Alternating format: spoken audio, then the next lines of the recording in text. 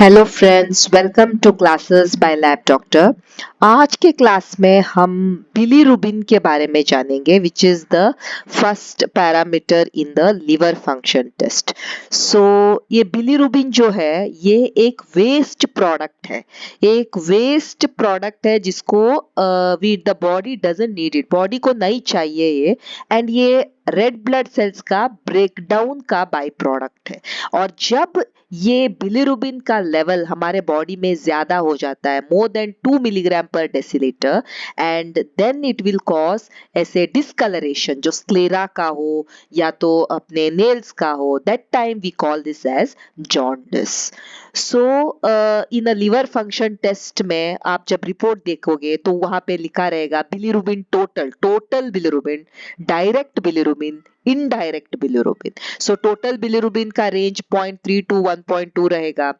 Bilirubin direct will be less compare to bilirubin indirect. So जब ये दोनों को हम मिलाएंगे तो हमको टोटल बिलीरुबिन मिल जाता है।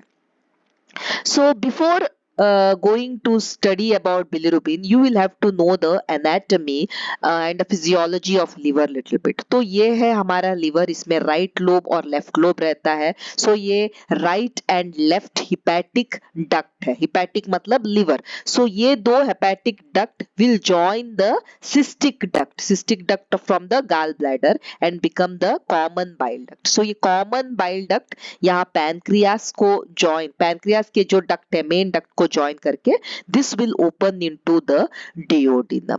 So now you know that this liver is the one which will make the bile. ये बाइल ही है जो डाइजेशन में हेल्प करेगा, जैसे कि जो फूड पार्टिकल है उसको डाइजेस्ट करने के लिए, उनको एब्जॉर्ब करने के लिए, फॉर स्पेशली फैट्स को एब्जॉर्ब करने के लिए, एंड थोड़े चीजों को एक्सक्रीट करने के लिए, specially something like waste material like bilirubin को एक्सक्रीट करने के लिए हमको बाइल चाहिए होता है। So this bile is composed of bile acids, bile salts, phospholipids and cholesterol. So this bile is produced by the liver and it is stored in the gall bladder. तो now let's begin with the bilirubin metabolism. So ये bilirubin जो waste product है कहाँ से form होता है?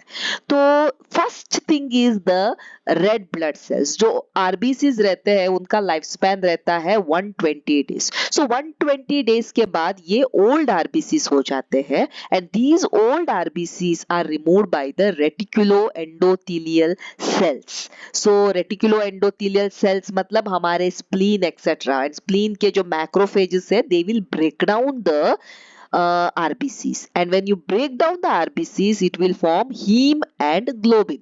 तो globin जो है इट इज अ प्रोटीन, तो प्रोटीन तो वेस्ट नहीं हो सकता है ना, तो इसको globin will go into the amino acid pool. जो हीम रहेगा it will be broken down into iron and protoporphyrin in the reticuloendothelial system like our spleen। सो जो टोटल बिलीरुबिन रहेगा 85% comes from the haemoglobin from the old RBCs, 15% आता है RBC precursors जो रहेंगे हमारे bone marrow में, and बाकी के जो भी थोड़े बहुत परसेंटेज रहेंगे वो आएंगे catabolism of heme containing proteins like myoglobin से, साइटोक्रोम्स एंड पेरोक्सीडेसेस से you will get the bilirubin. So now you all know that the heme group contains iron and porphyrin, iron in the form of ferrous and the porphyrin. This protoporphyrin is broken down। यही प्रोटोफॉर्फायरिन है जो breakdown होके it will form unconjugated bilirubin. So this protoporphyrin will be broken down into biliverdin. Biliverdin मतलब green colour का जो substance है, that is why it is greenish yellow, तो इसके लिए उसको बोलते हैं biliverdin. And then with the help of bilirubin reductase this becomes unconjugated bilirubin. Unconjugated मतलब ये कॉन्जुगेटेड नहीं है, ये सॉल्युबल नहीं है। तो ये किस में सॉल्युबल नहीं है? ये पानी में सॉल्युबल नहीं है। अभी ब्लड जो है it is more like a water, so ये ब्लड में सॉल्युबल नहीं रहता है। तो इसको सॉल्युबल बनाने के लिए ये एल्बुमिन के साथ बाइंड होके लिवर में आ जाता है. So this unconjugated bilirubin will bind with the albumin and come to the liver. So it is brought to the liver. This unconjugated bilirubin is called as the indirect bilirubin. जो हमने देखा था LFT report में direct indirect. सो ये जो indirect bilirubin है इसको हम अनकॉन्जुगेटेड बिलिरुबिन बोलते हैं. Why it is called as indirect bilirubin? जब हम वैंडनबर्ग रिएक्शन में जब देखेंगे whenever we add the reagent automatically ये कलर नहीं देता है. It will take time and then give the color. That is why this is the unconjugated or this is the indirect bilirubin. So this whole जो process था ये liver से आने से पहले this will be unconjugated bilirubin. So इसके लिए अगर ज्यादा आरबीसीज ब्रेकडाउन एक्सेट्रा हो गया like haemolytic anaemia, beta thalassaemia, auto immune haemolytic anaemia etcetera में, एंड अगर जॉन्डिस होता है तो इनडायरेक्ट बिलिरुबिन ज्यादा बढ़ता है. This is the unconjugated bilirubin. तो ये अनकॉन्जुगेटेड बिलिरुबिन एल्बुमिन के साथ आता है लिवर में, एंड लिवर अभी इसका काम है इसको कॉन्जुगेटेड बनाना. एंड क्यों कॉन्जुगेटेड बनाना है? क्योंकि हमें बिलिरुबिन नहीं चाहिए. We will have to excrete it. हमको उसको बॉडी से निकालना है, एंड अगर हमको निकालना है तो हमको इसको पानी में सोल्यूबल बनाना होगा. क्योंकि जब तक वो पानी में सोल्यूबल नहीं होगा तो वो किडनी से या स्टूल में से नहीं जाएगा. तो इसको पानी में सोल्यूबल बनाने का काम करता है liver. So this liver with the help of bilirubin uridine diphosphate glucuronyl transferase, ये जो एंजाइम है ये बहुत ही इंपॉर्टेंट एंजाइम रहता है. दिस विल कॉन्जुगेट, ये इसको बिलिरुबिन ग्लूकोरनाइड बनाता है, कॉन्जुगेट बनाता है और डायरेक्ट बिलिरुबिन बनाता है जिससे ये पानी में सॉल्युबल होता है.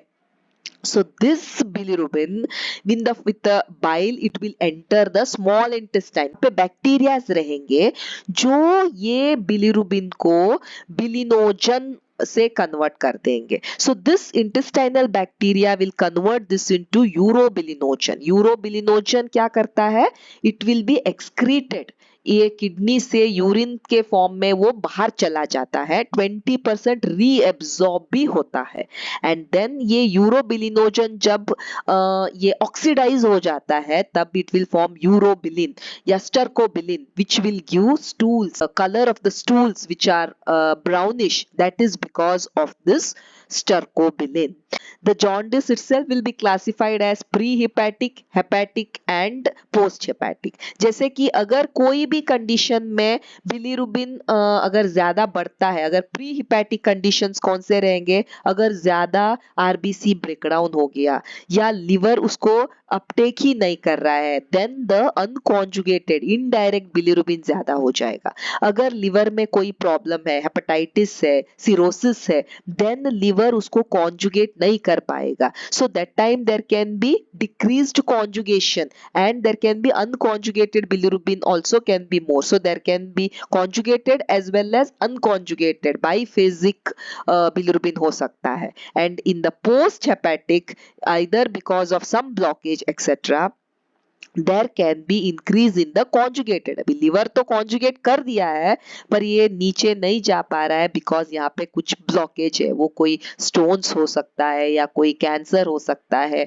या कोई स्टेनोसिस हो सकता है. Total of direct and indirect is total bilirubin. So direct bilirubin is the one which is soluble in water and also it reacts very rapidly with the reagents. So directly वो react कर देता है, तो इसके लिए हम उसको बोलते हैं direct bilirubin. इसका रेफरेंस रेंज रहता है up to 0 to 0.2 तक. Whereas indirect bilirubin मतलब ये है unconjugated bilirubin. ये water में soluble नहीं रहता है because वो less soluble हो रहता है, वो बहुत slowly react करता है जब हम reagent डालते हैं. सो इसका रेफरेंस रेंज रहता है 0.2 to 0.8 और जब हम इसको ऐड करते हैं we will get the total bilirubin.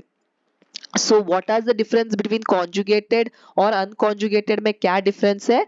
Unconjugated जो है वो वाटर इनसॉल्युबल रहता है, पर वो लिपिड में सॉल्युबल रहता है, फैट में सॉल्युबल रहता है। अगर फैट में सॉल्युबल रहता है तो हम उसको एक्सक्रीट नहीं कर पाते हैं, तो इसके लिए लिवर उसको कॉन्जुगेटेड बनाता है।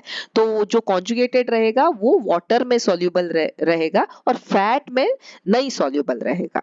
तो दिस अनकॉन्जुगेटेड बिलीरुबिन का जो है it is transported in the blood bound albumin, तो एल्बुमिन के साथ वो लिवर को एंट्री लेता है। एंड जो कॉन्जुगेटेड बिलीरुबिन जो रहता है वो it is transported in the blood in the free form, वो क्योंकि वाटर में सॉल्युबल है वो फ्री फॉर्म में चला रहता है।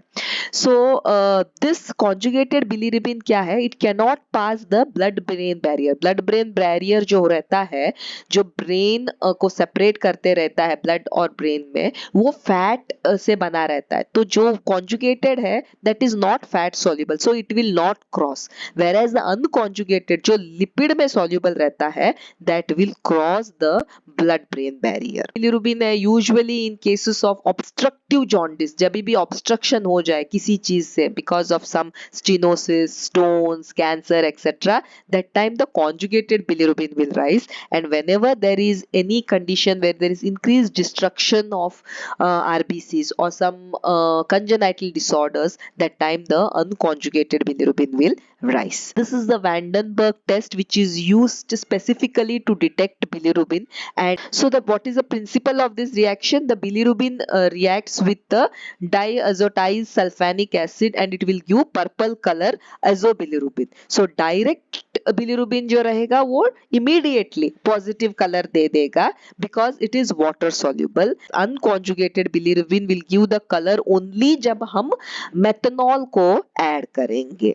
And biphasic is the purple colour तो डेवलप होगा जब आप रिएजेंट को ऐड करोगे, but on the after addition of methanol वो कलर ज्यादा बढ़ेगा। That is the presence of both रहेंगे, unconjugated as well as conjugated bilirubin. So if you are getting indirect bilirubin ज्यादा, think of hemolytic jaundice। अगर direct ज्यादा मिल रहा है तो think of obstructive jaundice। दोनों मिल रहे हैं, think of hepatic jaundice।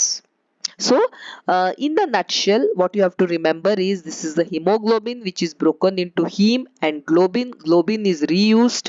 The heme is broken into bilirubin by the reticuloendothelial system, that is spleen. This bilirubin will be first becoming unconjugated bilirubin. तो water soluble नहीं रहेगा तो ये albumin के साथ bind होके liver में आएगा। liver इसको conjugated bilirubin बनाएगा। तो ये जो conjugated bilirubin रहेगा intestine में entry होगा, स्मॉल इंटेस्टाइन में, डिओडिनम में, बैक्टीरियल एक्शन से वो यूरोबिलिनोजन कन्वर्ट हो जाएगा and urobilinogen will be excreted in the urine and part of it also will be taken again by the enterohepatic circulation. And urobilinogen जब oxidise हो जाएगा तो it will become urobilin stercobilin which is excreted in the feces or stools में excrete हो जाएगा। So this is all about the metabolism of bilirubin. Thank you so much for watching the video. Please like, share and subscribe the channel. Thank you.